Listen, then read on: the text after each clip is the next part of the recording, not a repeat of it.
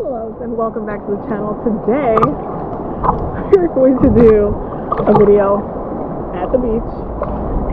We're going to be talking about island spirituality, and keep in mind that different islands around the world. But before we get started, don't forget to use the code BIRTHDAY2025 for 50% off all my services, because I'm having a birthday sale because it's my birthday month. Yeah, your girl just turned 35, so we sitting cute and pretty. And yeah, stay tuned for all the videos that I'm going to be filming, because it's a lot. But I figured we could do the island spirituality video because we're here at the beach and it's beautiful out. I am in my island in Quisqueya, the Dominican Republic, and I'm having an amazing time. So I figured we can talk about island spirituality. So first things first, because it's definitely important to mention when it comes to working with the island energy. And when I say island energy, I don't just mean where I'm at right now, because island spirituality is going to be broadly covering all islands around the world. You do have to keep in mind that when it comes to different territories in the world, when it comes to working with nature spirits, when it comes to working with land spirits, when it has a larger landmass, for example, like the United States, it's a bigger landmass. Are there beaches in the United States? Yes. Is it an island? No. So when you have land masses that are essentially smaller populated, but it's all surrounded by the ocean, the water spirits are more prevalent in the culture. They're more prevalent in the energy. They're also going to be more connected to the lore, including within the indigenous communities and the indigenous practices in those islands. So they have a different energy. They have a different, the island is then essentially the balance between the earth and the water becomes more prevalent when you have the ocean essentially right around you constantly, versus like in larger land masses, right? You can live in the middle of the country in the United States, but then not feel connected to the ocean, not feel connected to the water too, because like, let's say you don't live by a river, or the energy of water is not as prevalent around your area, you're essentially going to be impacted more by the earth spirits, so forest spirits, and different types of, like, if you live by rainforests, if you live by mountains, if you live by those terrains, you're going to be more impacted by those things, those energies, than the island, where it's more balanced between both earth, rainforest, depending on where you're at. Because, like, for example, if you look at Ireland, if you look at even like the Philippines, for example, there's islands all over the place that have their own lore and energies, but there's going to be a difference between the spirits of the water, the ocean spirits, the water spirits, and then the spirits of the land. And this is when you start getting into the spirituality of each and what practices came from those areas. It's just important to note how it's almost hyper-focused with the energy of the ocean versus the energy of the land. There is a more hyper-focused energy when the ocean is prevalent, like around, and you will see this in like a lot of like, water monsters, the kraken, like mermaids, sirens. You'll see it in the spirituality. You'll see it in a lot of folk stories, and they're important because, again, they contribute to the energy of those islands, and they essentially help to bring a lot of understanding to how the earth and the water balance themselves out when you're in one space and then in the other. Because when you have a closer access to the ocean, then you have more access to those spiritual bodies, and those spiritual bodies can be, very interesting to navigate, dive into, explore, and try to work with, especially if you're actively like saying, hey, I want to work with these spirits, I want to understand these spirits, I want to venerate these spirits, if you get to that point, if you want to devote your time to those spirits, you might even feel compelled to do so. There's some, especially when it comes to the ocean is very deeply connected. If you even tap into astrology, it's more connected into Neptunian Pisces energy.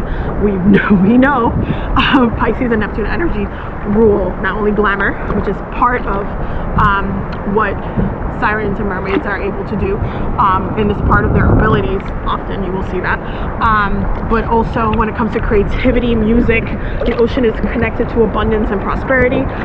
All of the gold and everything that's gotten lost in the ocean is also, you know, something that can be called upon for manifestation and prosperity. So a lot of the time, you know, you might even be compelled or called to by the spirits of the ocean to venerate them. You might dream about it. You might just like have that Moana moment where you're just like, I need to go inside the water. And again, those are the spirits of the ocean really calling you into that space and essentially dragging you in, and just balancing your relationship with those spaces. Keep in mind that both the spirits of the ocean within islands and the spirits of the land within islands, they're both going to have essentially baneful spirits and spirits that are a little bit more malicious, or that are seen more as negative, or, you know, essentially you should stay away from. And they're going to have also positive spirits, or spirits that will lean towards both. Like they can mess somebody up, but they can also bless somebody, you know. So you also have to keep that in mind when it comes to looking at the island. So like, let's say you are going to, like, you are from an island. It doesn't have to be from the Caribbean. It can be from Asia. It can be from Europe. It can be, even though, you know, someone who's from the Caribbean, it's hard for me to like look at like islands from, like, I remember there was a trend on TikTok that was like, oh, there's the island trends, and we were all, you know, the Caribbean islands, Philippines and stuff, we're all just doing this like island trend, like, oh, like waking up in the morning, this is what we do, blah blah. And then all of a sudden fucking British people started to hop on the trend, and we were like, what y'all doing here? Why you here? Oh, we're part of an island too. And I was like, what are you still doing here? So it's like, there is one of those, you know, there's some islands that I guess you could say get the side eye, I guess. And for the most part, it's really interesting to just, like, if you look at and catalog the energy around the water, especially when and then when you start diving into and getting into like pirate lore and history, and the spirituality and the things and the spirits that are associated to, you know, ships and navigating across the larger bodies of the ocean. That's when it starts getting interesting. Obviously, because I am from the Caribbean, we have literally the Bermuda Triangle situation, which is like another interesting thing to look at as far as the energy of the islands, how they connect to each other, and looking at the indigenous spiritual history around that, which is, you're not gonna get unless you talk to the elders, essentially. But it's still interesting to think about, because has anybody ever thought about like the Bermuda Triangle and the Taino people, or the indigenous population in the Caribbean? Nobody ever talks about that. They just named it the Bermuda Triangle, and then they went about their way without like trying to understand how we see things. So it's interesting how the colonizers have also impacted the lore around our own spaces. So you also have to think about that. There's going to be a colonized version of history, and then when you start digging deeper, you can get more answers as to what actually happened. So when you're going into deep diving into Caribbean spirituality, when you're going into island spirituality, when you're exploring the energy of the islands, it's really important to just like listen, just sit still. Especially just being at the beach in any of these islands can be very telling for what the energy of the water is. If you're very sensitive to energy, if you're a water sign, you'll feel this more than most, because you guys will have, you know, will be a little bit more calibrated to the vibes of the water, versus if you're more, essentially you love being more grounded.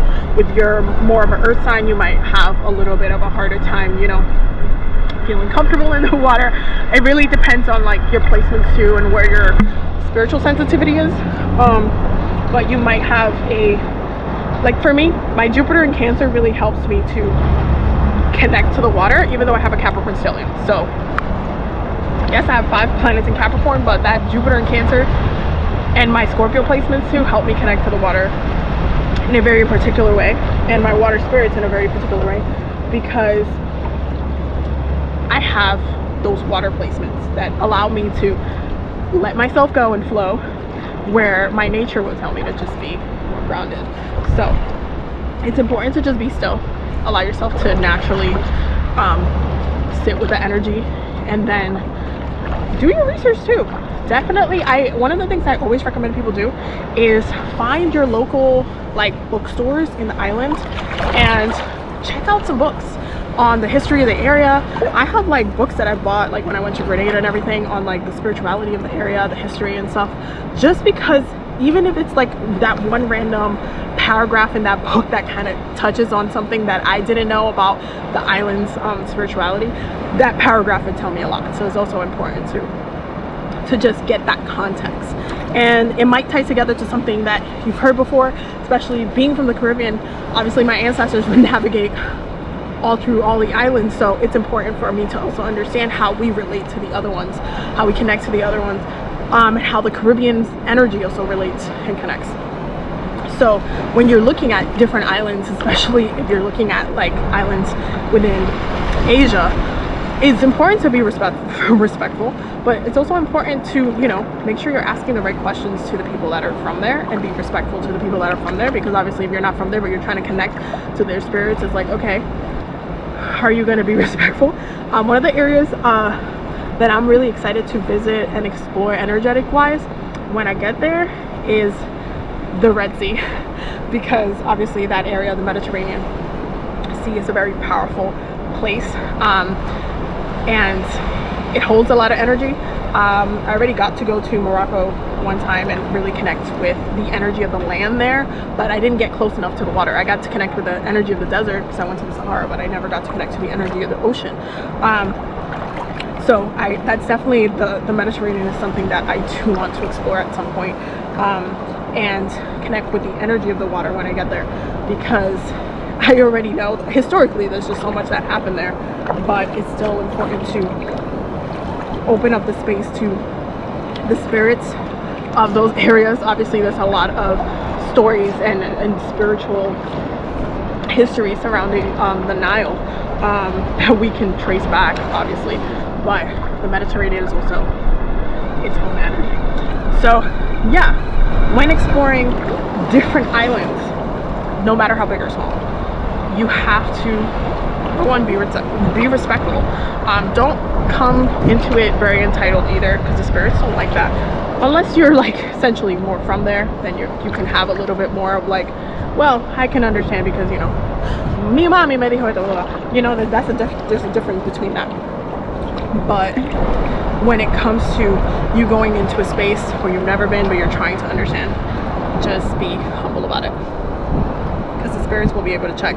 The ocean itself, essentially, we know that water is a current for energy, and so the second you step a toe inside, you're already tapped in. It's like plugging yourself into this other consciousness. And as much as like on the earth with the planet, you know, we put on shoes and we disconnect and we find ways to separate ourselves. With the ocean, it's not easy to do that, because the second your body touches the ocean, you can't fake that shit. It's like you're tapped in, and they can read you, and they will know what your intentions are. They will know what you want. They will know what you're trying to do. And this is why people get rocked by certain spirits of the ocean. And it's important to be careful, be respectful. So yeah, definitely wanted to make this video because I think it's important to talk about. As someone who is from an island, it's important to talk about, especially for those who don't know or don't make an effort to understand these things, but just see us as like vacation spots. Yeah, thought it was an important conversation to have. Anyway, I love you guys. I hope you guys enjoyed this video.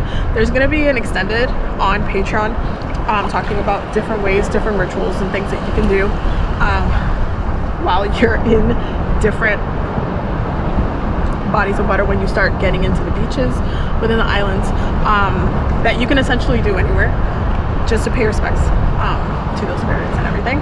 So stay tuned for that. That will be posted on Patreon next. I love you guys, and I'll see you guys in the next video.